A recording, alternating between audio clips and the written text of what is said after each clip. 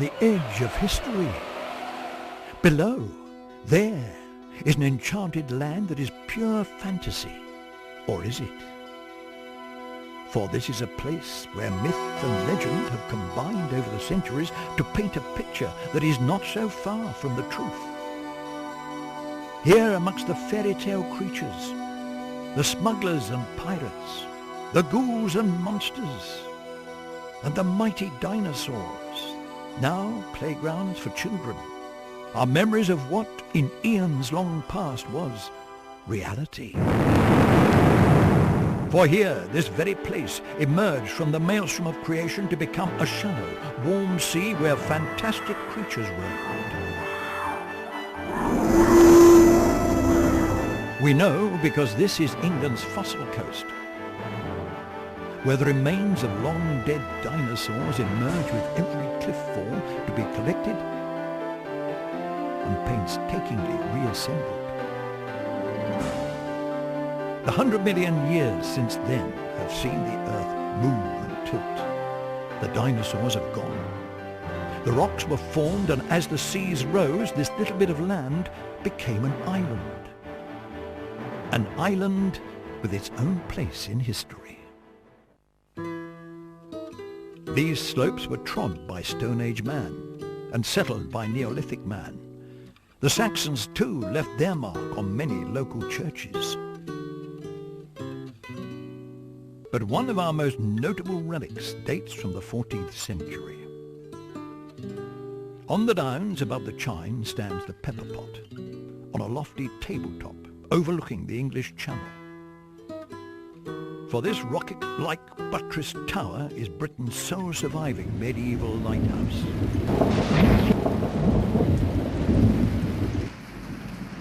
The first light of St. Catherine's owes its origin to the legendary greed of one Walter de Godderton, a man who thought he had acquired a large stock of wine on the cheap and ended up paying dearly for it.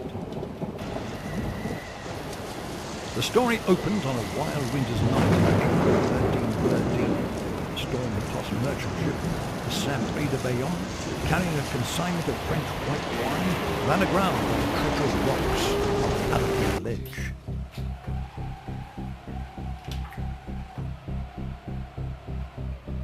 My lord.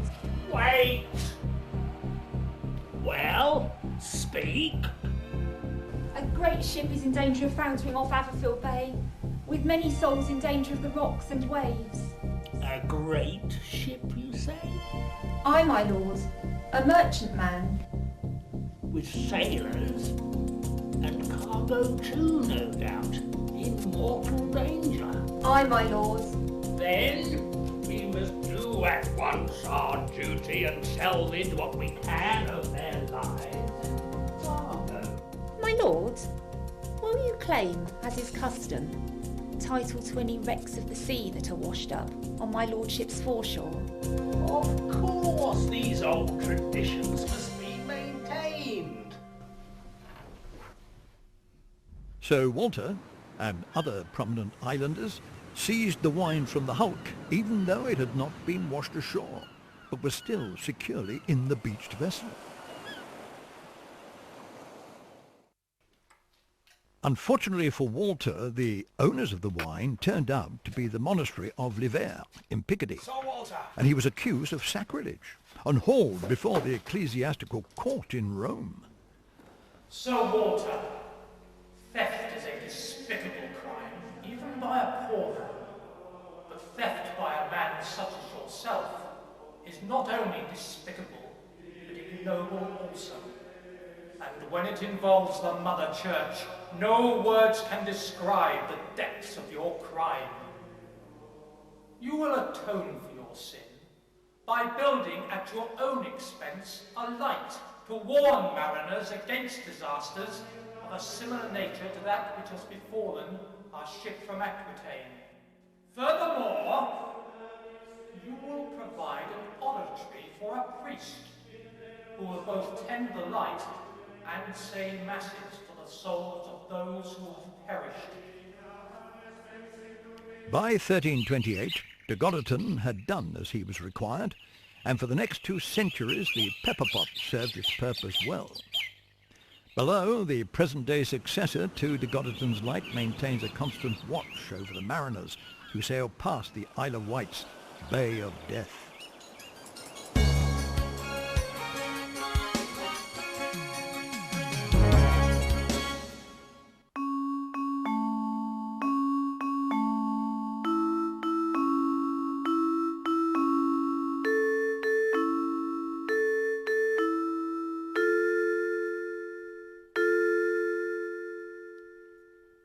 Are you sitting comfortably? Then I'll begin. Once upon a time, there lived in a cave at Blackgang Chine an evil giant. The villagers of Chale lived in mortal fear of him, as it was said he ate little children, and stole the farmers' cattle, and burnt their crops. No one dared confront him in the cavern where he lived. But one man, a local monk, determined that this monster should be destroyed. So in fear and trembling, armed only with his holy staff, he ventured closer and closer and closer to the ogre's cavern until he stood face to face with the giant. The monster looked at him and laughed before uttering his dreadful chant. I smell the blood of an Englishman. Be he alive or be he dead, I'll grind his bones to make my bread. When he heard this, the monk was so terrified he could hardly speak or think, but somehow he found himself making the sign of the cross, and suddenly his courage returned. He stood firmly before the giant and uttered this holy curse. Nor flowers nor fruit this earth shall bear, but all shall be dark and waste and bare. Nor shall the ground give footing dry to beasts that walk and birds that fly. But a stream will run into the sea, bitter to taste and bloody to see. And the world will crumble and crumble away, and crumble on till the judgment day. As he spoke, the giant stopped laughing and seemed to shrivel before his eyes.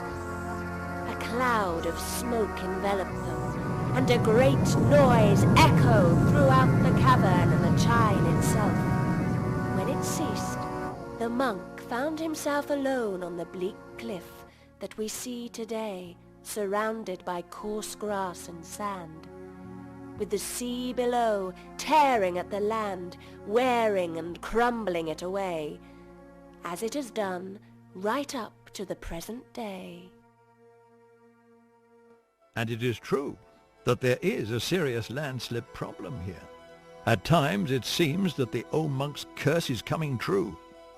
Not only is the soil here thin and unproductive, but the cliff is being worn away by an average of 3.5 meters a year, sometimes at an even more devastating rate, as in 1928, when we lost the old Blackgang Road in this spectacular landslip. But the real reason, of course, is the layer of blue galt, or slipper clay, between the upper and lower green sand and chalk layers that make up this part of the island. Rainwater percolates down to the clay layer, it becomes wet and slippy, and eventually the land slips away down into the sea to be washed away, leaving just ruined property and an inaccessible beach. However, 150 or so years ago, local smugglers turned this inaccessibility to good or bad use. Oh, aye. They did used to do a lot of smuggling round here, about 50 or 60 years ago. I heard my father say one time 3 or 4 of them, with tubs and bags of tea, got very near took by the custom house officers, but they managed to get off the shore and up to the churchyard at nightin'. But some of the officers had slipped round another road, Well, and they pretty near pinned him in on all sides. They thought 'twas a goose a whim, but one of them, a terrible virate fella called Muscle, says, "Come on, mates, I be darned if I won't be upsides with they fellers."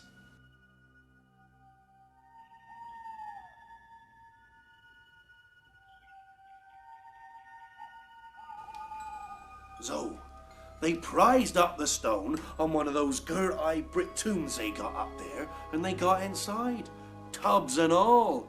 Of course, the officers lost them. They couldn't think where the deuce they got to. After searching about a bit, they went away. Soon afterwards, just as it was getting daylight, my father was going through the churchyard to go to work, when all at once he sees a stone top one of the tombs begin to move. He stopped short and stared with all the eyes he got, and a man's face peeks out at one corner and says, "I say, mate, can you tell me what time 'tis?" He couldn't move, but stood there staring like a stuck pig. But when Muscle asked him what time 'twas, he roared out and run back, pretty near frightened to death. He runs into the first house he comes to, and he says to the people, "What's to become of us? The dead folks in the churchyard be getting out their graves."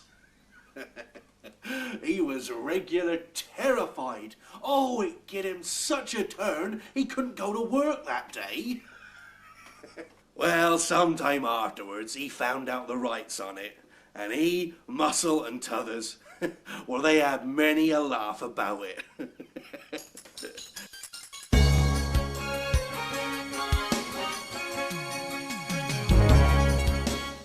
By the 19th century, the island had developed a fashionable status for the rich and famous, partly encouraged by Queen Victoria choosing it for her holiday home at Osborne.